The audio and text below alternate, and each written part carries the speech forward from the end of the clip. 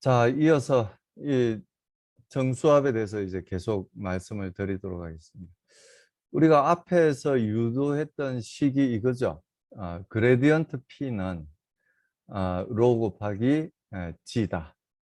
중력에 의해서 결국 압력 차이가 생기는구나 하는 걸 이제 계속 말씀을 드렸어요.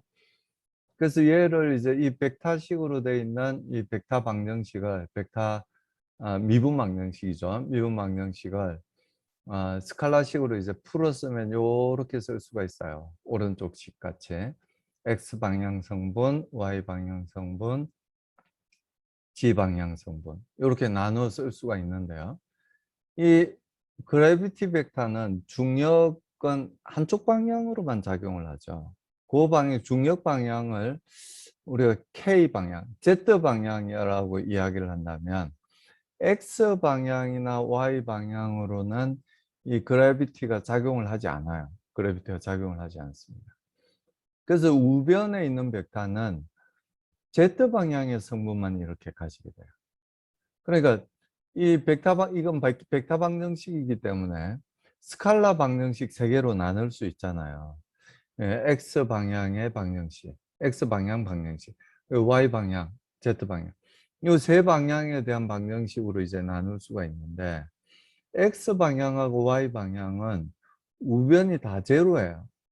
라운드 x분의 라운드 p가 0이고 라운드 y분의 라운드 p가 0이라는 이야기. 라운드 x분의 라운드 p가 물리적으로 어떤 의미를 갖는다고 그랬어요? x 방향으로 단위 길이만큼 떨어져 있을 때 압력 차이가 얼마나 나느냐가 라운드 x분의 라운드 p입니다. 라운드 x라는, 즉 델타 x라는 x 방향의 길이로 나누어져 있기 때문에 단위 길이당 델타 p를 의미를 하는 거예요. 근데 그게 0이라는 이야기. 라운드 x분의 라운드 p. 그러니까 델타 x만큼 떨어져도 프레셔 차이가 없다는 이야기. 그게 뭘 의미하는 거야? x 방향으로는 압력이 똑같다는 거예요. y 방향도 마찬가지죠. y 방향, 라운드 y분의 라운드 p가 0이라는 의미는 라운드 y분의 라운드 p가 뭘 의미하냐면은 y 방향으로 단위 길이당 압력 차이가 얼마나 나는지를 의미하는 게 라운드 y분의 라운드 p예요. 그 값이 0이라고 이야기를 하고 있으니까 y 방향으로도 압력이 똑같다는 이야기. 근데 z 방향으로는 0이 아니죠. 라운드 z분의 라운드 p가 마이너스 로 곱하기 g라고 그랬잖아요. 그러니까 g 방향으로 단위 길이만큼 떨어져 있으면 1만큼 떨어져 있으면 로 곱하기 g만큼의 압력 차이가 생긴다는 이야기. 이 단위 길이당 로 곱하기 g만큼 생겼으니까 2만큼 떨어져 있으면 곱하기 2가 될 거고 3만큼 떨어져 있으면 곱하기 3이 될 거예요. 3 곱하기 로 곱하기 g가 되겠죠.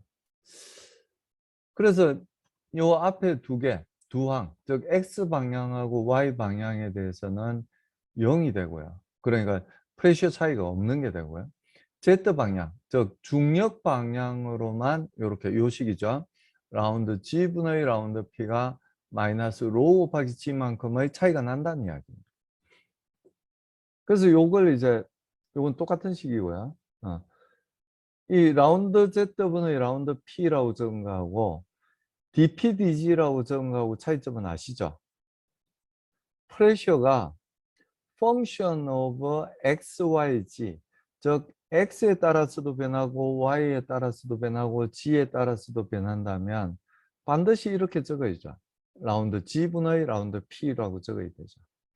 근데 지금 p는 무엇만의 함수냐면은 어떤 독립변수만의 펑션이냐면은 z만의 펑션이라는 이야기예요. 즉 z가 변할 때만 p가 변한다는 이야기. 그리고 이건 굳이 이렇게 편미분으로 적을 필요가 없죠. 이렇게 적은 의미는 뭐냐면 X방향으로도 변할 수 있고 Y방향으로도 변할 수 있다는 의미를 갖고 있거든요. 라운드 G분의 라운드 P라고 적는 거예요. DPDG라고 적는 건 뭐냐면 P는 Z만의 펑션이라는 걸 의미를 해요.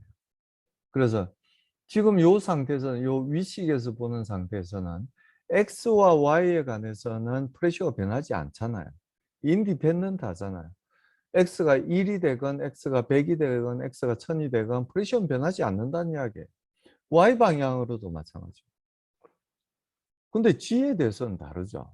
G가 1일 때, 마이너스 1일 때, 마이너스 100일 때, 마이너스 1000일 때 압력이 다 달라요.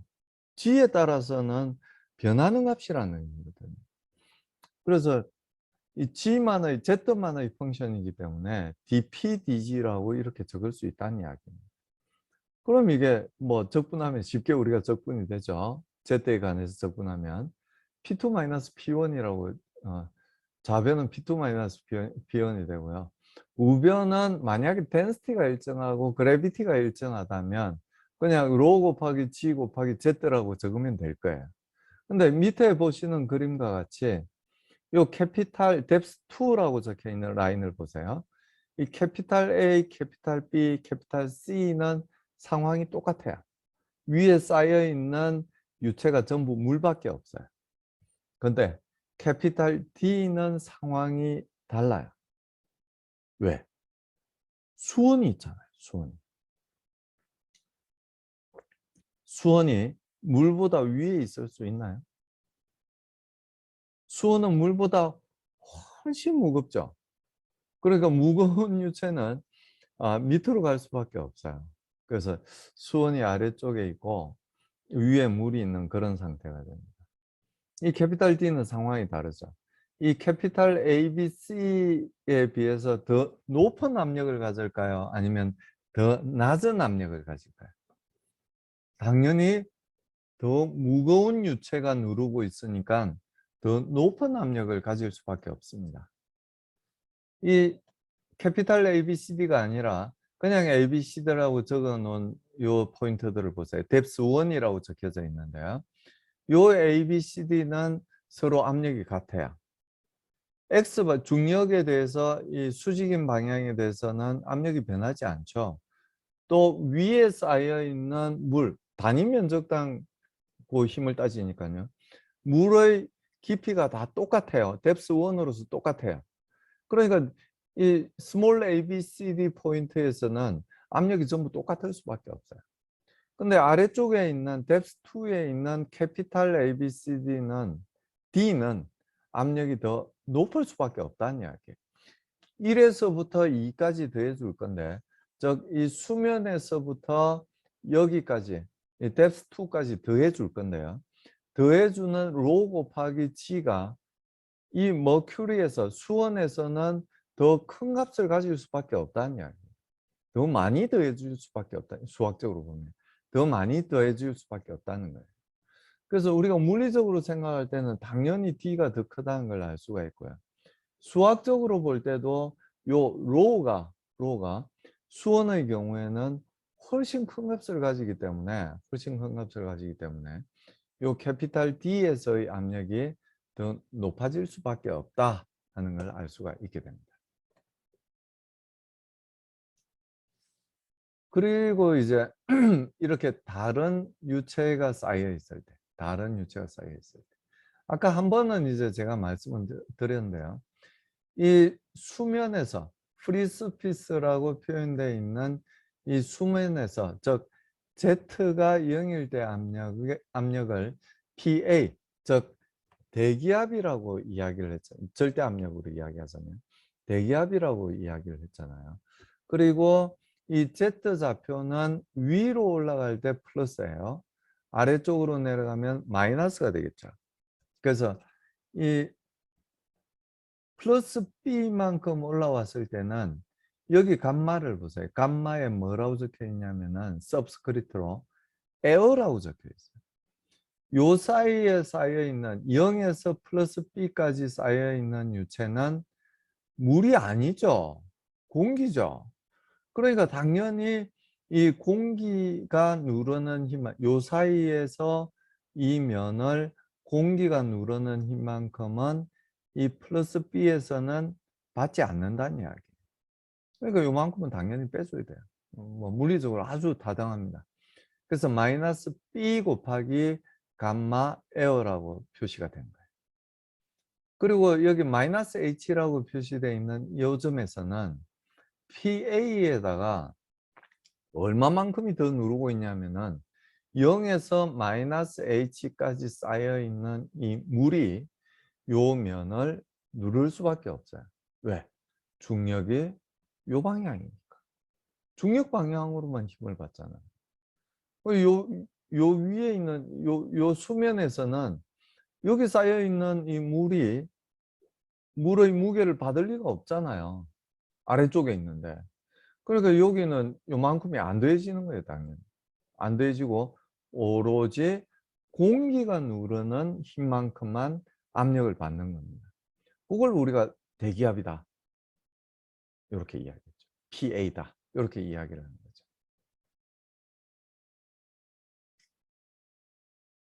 자, 기체에서는 이게 조금 이제 문제가 되는 점이 있는데요. 문제가 되는 점이 있는데 이 기체라고 하면 기체라기보다는 정확히는 이제 대기 중에서의 압력을 이야기하는 거예요. 대기 중에서. 에베레스트가 8천 한 9,000m 정도 되면 우리 공학적으로 대충 이야기하면 9,000m 정도 되는데요. 에베레스트 산에 올라가면은 공기 밀도가 희박하다는 이야기를 많이 듣죠. 뭐 꼭 에베레스트뿐 아니고요. 뭐 해발 1,000m 정도만 올라가더라도 공기 밀도가 희박해집니다. 그래서 사실 이 멕시코 시티 같은 경우는 아주 높은 고지대에 도시가 형성이 돼 있잖아요. 그래서 멕시코 시티에서 운동 선수들이 운동을 할 때는 공기 밀도가 낮기 때문에 즉 한 번 들이쉴 때 들어오는 공기 산소의 양이 작기 때문에 이 운동 능력에 지장을 받을 수밖에 없습니다. 계속 우리는 운동을 할 때 산소를 소비하고 이산화탄소를 생산해내잖아요. 내는데 들어오는 산소, 근육에서 그런 작용을 하는데 들어오는 산소가 작기 때문에 근육에서 낼 수 있는 힘이 작아질 수밖에 없어요. 공기 밀도가 낮으면. 그래서 이 해발 고도에 따라서 공기 밀도도 사실은 달라지고요. 여기서는 이제 그건 크게 고려를 하지 않았죠. 그냥 밀도하고 온도에 대해서, 온도 차이에 대해서만 이야기를 하고 있는데요. 이 밀도도 달라지게 되고요. 온도도 달라지게 돼요. 우리가 태국 여행을 가더라도 이 태국의 북부 지방에는 이 산악 지방이 형성돼 있잖아요. 해발 고도가 높은 지역이 형성돼 있잖아. 그런 지역에서는 온도가 높지 않아요. 그리고 아프리카에서도 마찬가지죠. 아프리카의 그 이디오피아의 수도가 어디죠? 거기도 마찬가지로 고산지대에서는 온도가 높지 않습니다. 그리고 우리가 쿠알라룸푸르를 가더라도 거기 하이랜드 고산지대가 있거든요. 쿠알라룸푸르에 살기는 아주 더워서 가보신 분들은 아시겠지만 너무 더워요. 습하고 더운데 고산지대에 올라가면 아주 그냥 적당한 기온으로 관광을 즐길 수가 있습니다. 그래서 이 아까 물하고는 다르게 이 공기인 경우에는 밀도가 변해요. 고도에 따라서 밀도가 변하고 온도에 따라서도 밀도가 변합니다. 그래서 그 영향을 우리가 고려를 할 수밖에 없어요. 자, 요 첫 번째 식에서 dPdg는 마이너스 로지다. 여기까지 똑같아요. 근데 아페이지에서는 어떻게 이야기를 했냐면은 여기서 요 감마가 로 곱하기 g가 콘스탄트 하다고 두고 계속 이야기를 했어요. 근데 지금은 이제 그렇지 않다는 이야기예요. 요 로가 변한다는 이야기. 변하면 Z만 그냥 곱해줄 수가 없어요. 적분을 할 때. 자, 보세요. 여기 이제 로는 우리 이상기체 상태 관계식 알고 계시죠? 우리 화학 시간에 배웠다. P 이퀄 연력학 시간에도 배웠죠. P 이퀄 로 곱하기 R 곱하기 T잖아요. 그러니까 로는 당연히 RT분의 P죠. RT분의 P입니다. 그럼 이제 문제가 생기는 거죠. 요 T는 여기서 말하는 T는 아까 말씀드렸듯이 이 Z에 대한 펑션이에요. 해발 고도에 따라서 온도가 달라져요. 그리고 이 우변에 P가 있는데 좌변에 dP가 있잖아요. 그럼 이건 그냥 적분을 할 수가 없어요. 아까처럼 적분을 할 수가 없어요. 로가 콘스탄트하다고 두고 적분을 할 수가 없습니다. 어떻게 해야 돼요? P는 P끼리 모으고 Z의 영향을 받는 애들은 Z의 영향을 받는 애들끼리 모으고 그렇게 해서 적분을 해줘야 됩니다. 요렇게 P분의 1 곱하기 dP. 그리고 뭐 R하고 G는 사실 콘스탄트니까 상관이 어디에 두든지 상관이 없는데요. T하고 Z는 서로 상관관계 릴레이션이 있잖아요. 코릴레이트 돼 있잖아요. 얘들은 같이 모아줘야 돼요. 그리고 음함수 적분을 해줘야 됩니다. 우리가 여러분들이 좋아하시는 수학 시간에 배웠듯이 좌변은 좌변대로 적분을 해주고 물론 같은 상태라 해야 돼요. 여기 1이라고 표시되어 있는 상태는 요 Z가 1이라는 상태하고 그때의 프레셔가 얼마라 해야 되냐면은 요 1이라고 표시되어 있는 그 프레셔라 해야 돼요. Z가 2인 상태에서 프레셔가 얼마냐면은 2라는 상태에서의 프레셔가 돼야 됩니다. 이게 우리가 말하는 음함수 적분이잖아요. R하고 G는 콘스탄트 하니까 이 적분기호 밖으로 쓸 수 있어요. 그래서 이걸 이제 적분해 주면 됩니다. 좌변은 이제 적분하기 쉽죠. 로그 P입니다. 그래서 로그 P2 마이너스 로그 P1이니까 로그 P1분의 P2라고 적분을 할 수가 있어요. 정적분이죠. 그리고 만약에 이제 T가 콘스탄트하다면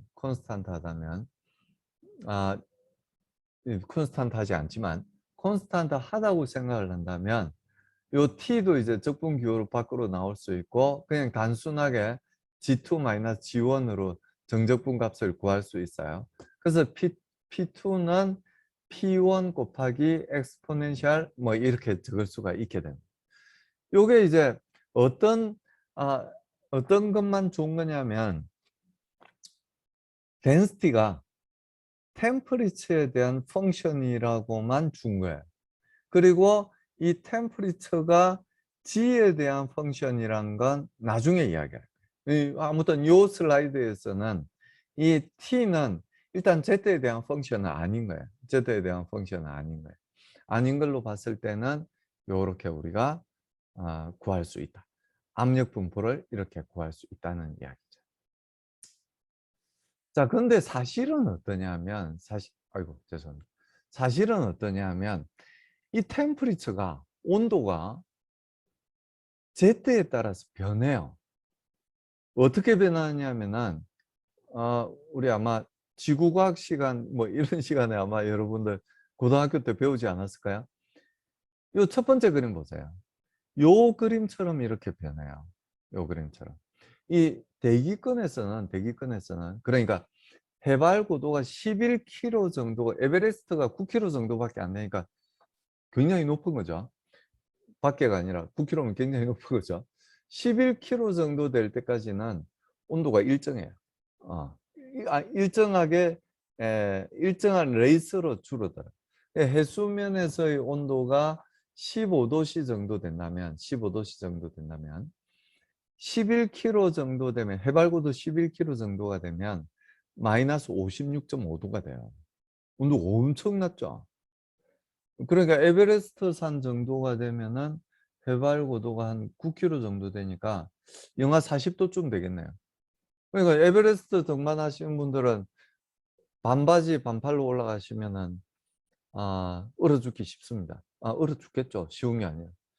그래서 우리 그 사진을 보면 그 동영상도 보고 사진도 보면 이 해발 고도가 높은 산에는 이제 항상 만년설 얼음으로 뒤덮여 있고 거기 등반하는 사람들도 아주 두꺼운 옷을 입고 올라가는 걸 알 수가 있어요. 그리고 공기 밀도도 희박하기 때문에 산소통을 메고 올라갑니다. 안 메고 올라간 사람 있죠? 여러분들 선배 김창호 대장, 돌아가신 김창호 대장은 그 8,000m 이상, 그 해발 8,000m 이상 되는 그 봉우리가 몇 개 있어요. 한 10개쯤 있죠. 그 10개쯤 되는 봉우리를 전부 산소통 안 메고 올라가셨어요. 엄청난 분이죠. 그런 사람이 어디 있어요?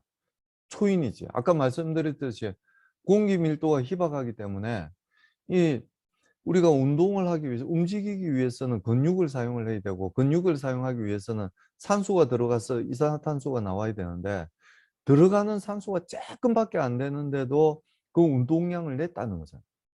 정말 대단하신 분입니다. 뭐 아주 불행하게도 이제 등산 중에 돌아가시긴 했지만요. 네, 잠깐 이야기 셌어요. 죄송합니다. 그래서 이 대기권에서는 계속 11km 될 때까지는 일정한 레이스로 온도가 이렇게 줄어듭니다. 일정한 레이스로.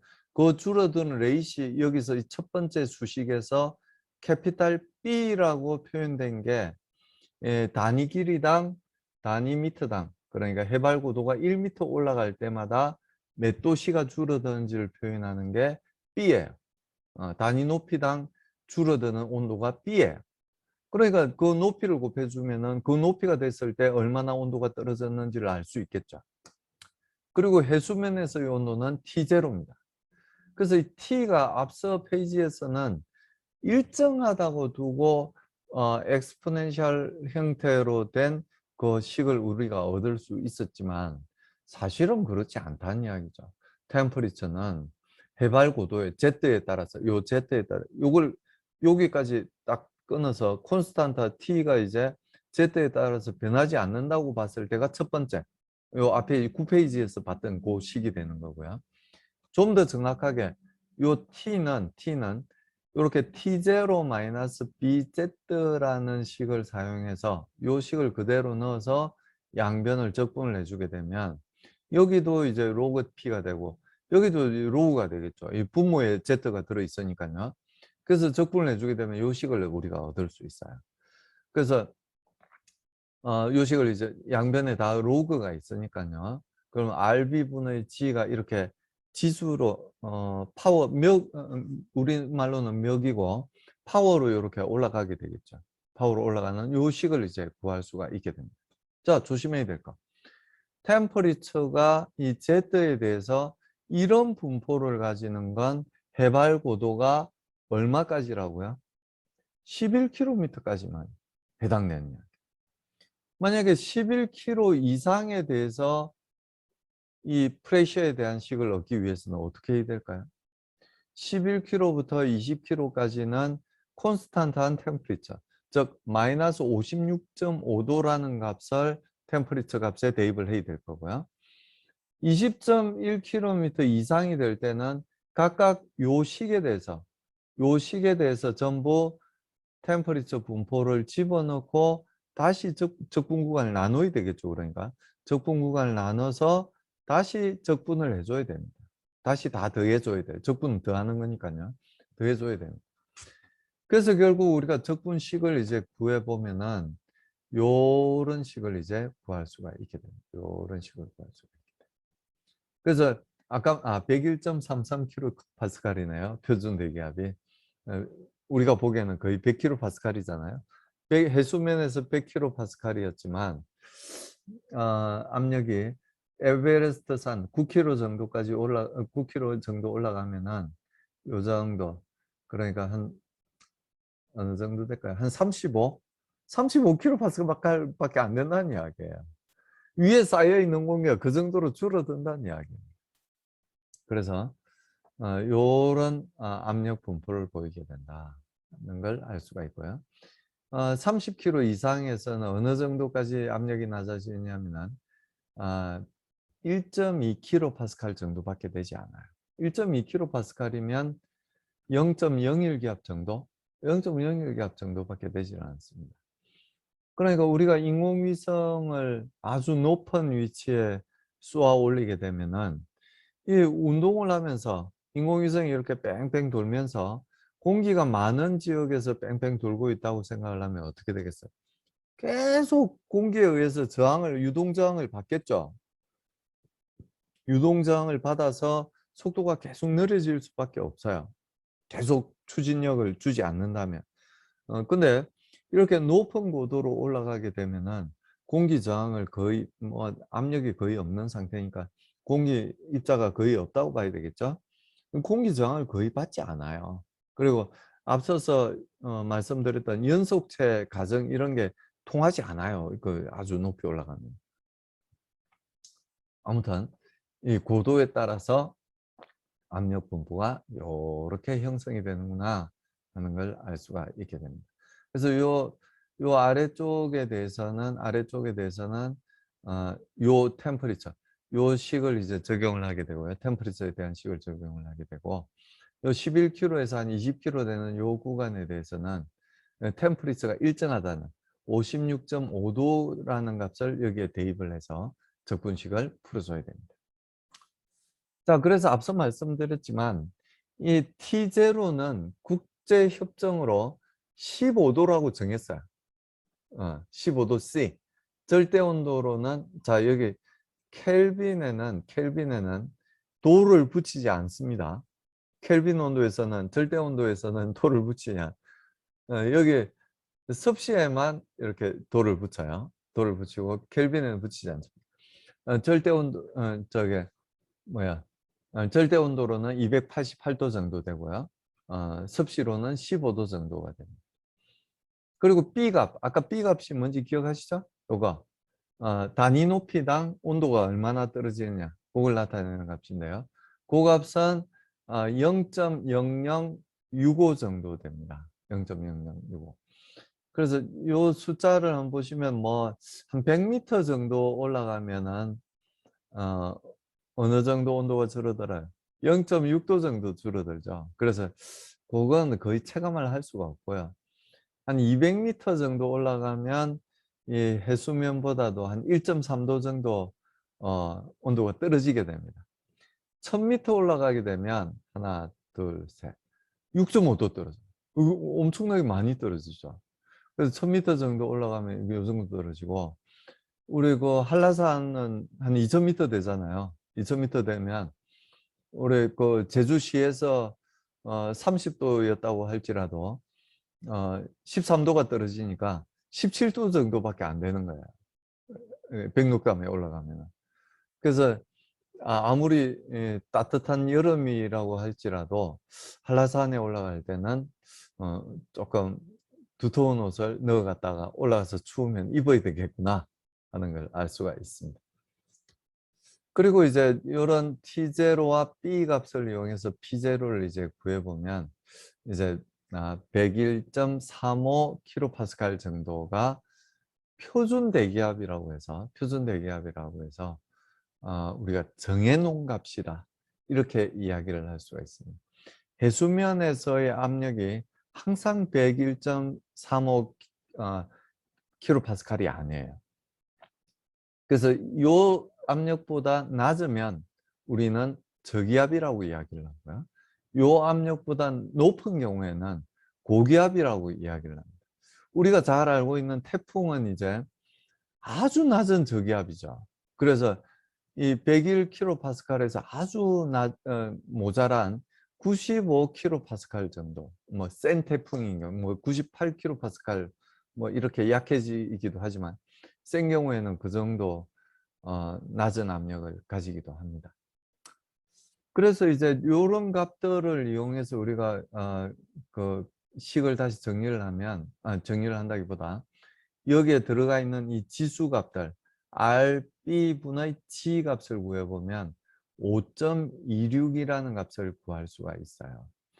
이 프레셔를 다시 density에 대한 식으로 다시 바꾸게 되면 이 P0는 이제 이 표준 대기압 그리고 표준 온도에서의 압력이라고 이야기할 수 있죠. 밀도라고 이야기할 수 있죠. 밀도는 아시다시피 압력과 온도에 대한 펑션입니다. 그래서 이 압력과 온도가 정해지게 되면 밀도는 딱 한 점으로 정해지게 되죠. 그 밀도가 얼마냐면은 1.2255kg이라는 거예요. 공기도 꽤 무겁죠. 그러니까 사방 가로 세로 높이가 1m 정도 되는 큐빅 속에 들어있는 공기의 무게가 얼마냐면은 1.2kg예요. 꽤 무게가 있죠. 근데 물에 비하면 아주 가볍습니다. 물은 그 큐빅미터에 들어있는 물이 몇 킬로 정도 돼요? 1톤 정도 되죠. 1톤. 1000kg 정도. 998kg. 그러니까 공기보다 물이 1000배 정도 무거운 거예요. 1000배는 좀 안 되는데. 공학적으로 이야기하면 1000배 정도 무거워요. 그래서 공기도 아예 무게가 없는 건 아니에요. 무게가 없으면 우리가 압력을 받지 않아요. 대기압이라는 게 있을 수 없겠죠. 이런 무게가 있기 때문에 질량이 있기 때문에 우리가 대기압을 받게 되는 거죠.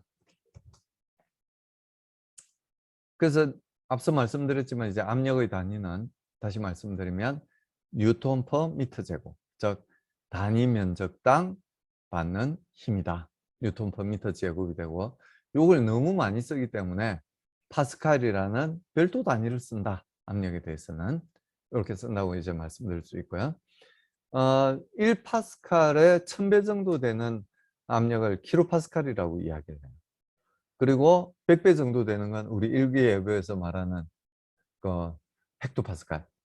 그래서 헥토나 킬로 이하로는 이 접두어를 전부 소문자로 적는다고, 1000배 정도까지만은 전부 소문자로 적는다고 말씀드렸죠. 근데 메가파스칼이 되면 0.1메가파스칼이 1기압이에요. 1메가파스칼은 이제 10의 6성 파스칼. 그걸 이제 메가파스칼이라고 이야기를 합니다. 그리고 이제 우리가 대기압이라고 이야기하는 건 여러 번 말씀드렸지만 대기의 무게 때문에 생기는 압력이다. 이렇게 생각하시면 되고요. 일기압이라고 하는 건 해수면에서의 압력을 일기압이라고 이야기를 하고, 우리가 하나의 압력을 정해놨는데 그 해수면의 압력 중에서 하나를 정해놨는데 그게 이제 표준 대기압입니다. 표준 대기압. 그래서 일기압이라고 하면 수온이 어느 정도 누르는 힘이냐면은 수온 76cm가 누르는 힘이에요. 76cm의 수온이 누르는 힘이 일기압입니다. 물로 따지면 어떤 미터 H2O, 미터 아쿠아라고 표현되어 있죠. 물로 따지면 어느 정도 물이 누르는 힘이냐면은 10m 정도의 물이 누르는 힘이 일기압이에요. 그러니까 수온이 물보다 한 13배 정도 무거운가 보네요. 수온이 훨씬 무거워요.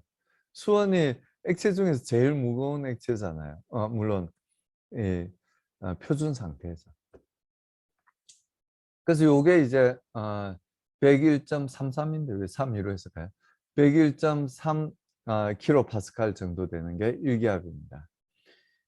그리고 또 물기둥으로 생각했을 때 10.33이 이거 33이 달고 다니기가 좀 귀찮잖아요. 그 10.33이나 10m나 별 차이도 없고, 그래서 이 10m 정도 되는 물기둥이 누르는 압력을 1공압기압이라고 이야기를 합니다. 그래서 ATM, 우리가 돈 찾을 때 쓰는 기계도 ATM인데 그 ATM 말고 이 기압을 표시할 때 ATM이라고 쓰기도 합니다. 공압기압은 M이 없습니다. 그래서 1AT라고 적는 건 물기둥 10m가 누르는 힘을 1공압기압이다. 이렇게 이야기를 하고요. 수온기둥으로는 한 74cm 정도. 원래 1기압은 76cm 정도인데 73.6cm 정도. 그 정도 수온기둥이 수온이 누르는 그 힘을, 단위 면적당 힘을 공압기압이라고 하고요. 이것도 역시 100kPa 정도긴 한데 98kPa 정도를 1공압기압이다. 뭐 이렇게 이야기를 합니다. 그래서 앞서 말씀드린 대로 이 1000m 정도 올라가게 되면 0.1기압 정도가 떨어져요. 왜? 1000m 내 발 아래에 있는 공기는 절대 나를 누를 수 없거든요. 절대 누를 수 없어요. 그래서 그 누르는 그 1000m 정도 공기가 누르는 힘이 어느 정도냐면 0.1기압 정도 되는 거예요. 0.1기압 정도. 그래서 1000m 정도 되는 산에 올라가면 0.1기압이 되죠. 0.1기압이 되면 우리가 1장에서 말씀드린 대로 이 물의 수증기압이 90kPa만 돼도 물이 끓는 거예요. 그러니까 원래 물은 100도가 되면 100도C가 되면 원래 물이 끓는 온도를 우리가 100도C라고 디파인을 했으니까요.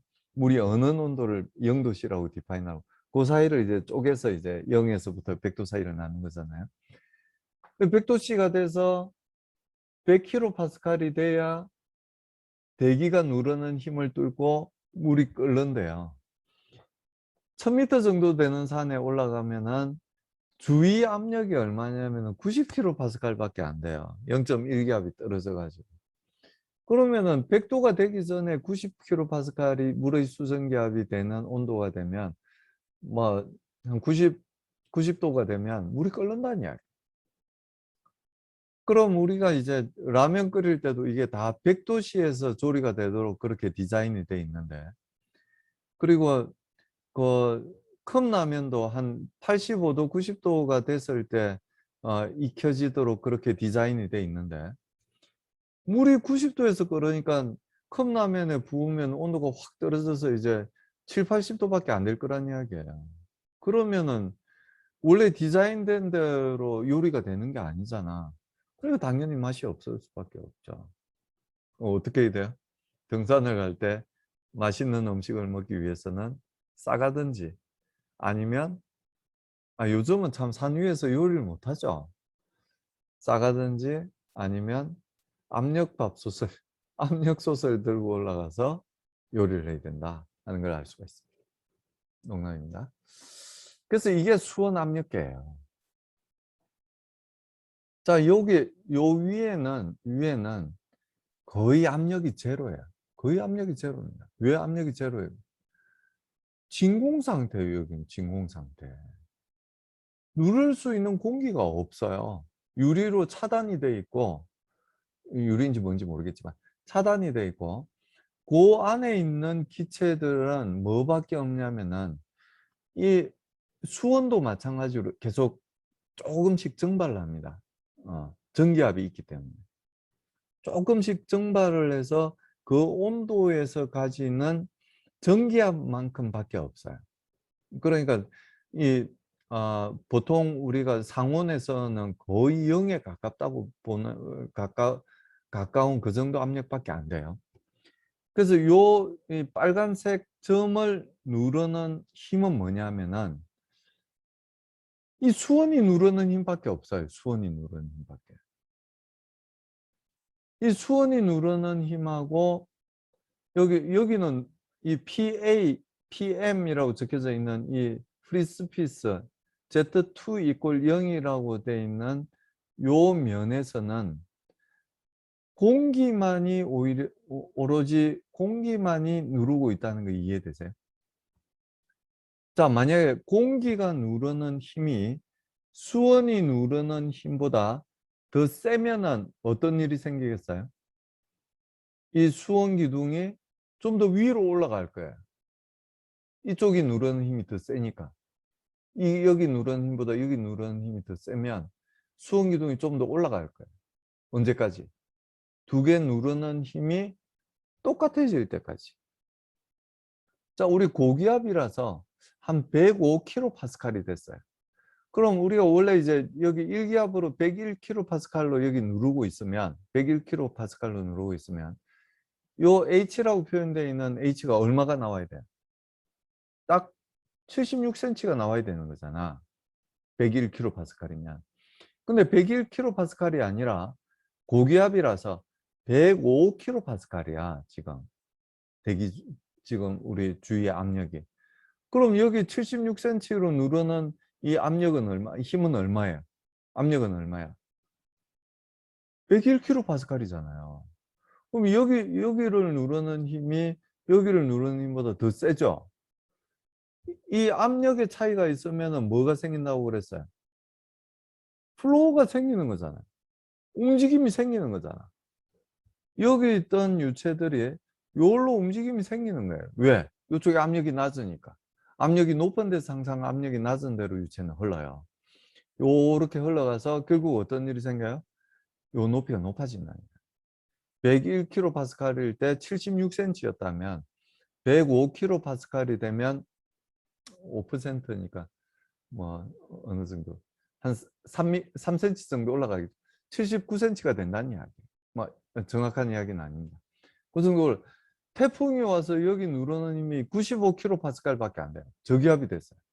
그럼 여기 만약에 76cm가 쌓여져 있다면 여기 누르는 힘이 더 셀 거잖아요. 그럼 압력 차이가 생기는 거죠. 압력 차이가 생기면 뭐가 생긴다고요?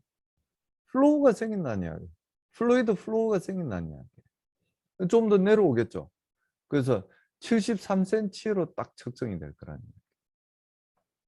자, 거꾸로 이야기하면 우리가 이 면을 누르는 이 PA라고 적혀져 있는 이 면의 압력을 구하기 위해서는 이 H가 얼마인지를 측정을 하면 된다는 이야기예요. 아주 쉽게 이해되시죠? 이 H가 얼마인지를 구하면 76cm가 딱 나오면 760mm가 나오면 지금 기압이 몇 기압이다? 1기압이다. 101.3kPa이다. 고 우리가 알 수 있는 거고 79cm가 나오면 790mm가 나오면 요 높이를 쟀더니 790mm가 나왔다. 그럼 요 PA가 얼마라고 생각할 수 있는 거예요?